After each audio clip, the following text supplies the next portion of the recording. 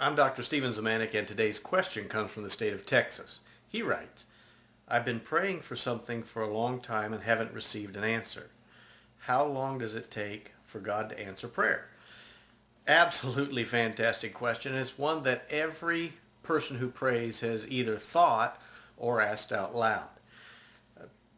The answer is simple and a little bit complicated at the same time. I guess like marriage.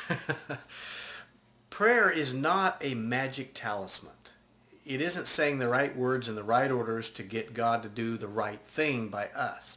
Prayer is a relationship. I'll give you a couple of examples of waiting a while to get your prayers answered. First one's in Nehemiah chapter 1. We find Nehemiah praying to the Lord, asking him, literally wearing himself out to try to get some help from heaven, and hears nothing. And the answer to his prayer doesn't actually come from God himself, but 4.5 months after he's been praying, the answer comes through another person, the king at that time. So prayer isn't necessarily something that will be answered immediately, though it often is. Prayer is something that allows us an opportunity to unburden our hearts before the Lord, knowing that he hears us and that he is at work behind the scenes, if you will, even when we don't see him do it. Another example is Jesus himself. I mean, if anybody should get his prayers answered immediately, it's Jesus.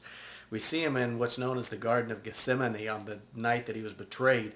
And Jesus prays 3 times to the Father. We don't have any record of the Father actually answering him.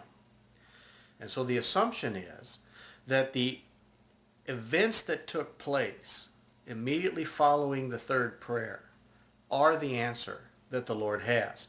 Sometimes we don't think the Lord's answering because we expect a voice or we expect things to turn out the way we want. Prayers are answered in the motions of life.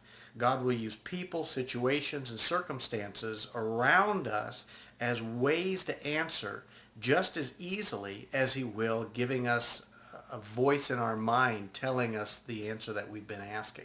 Well, these are my thoughts, and remember, because of Jesus, life is good today.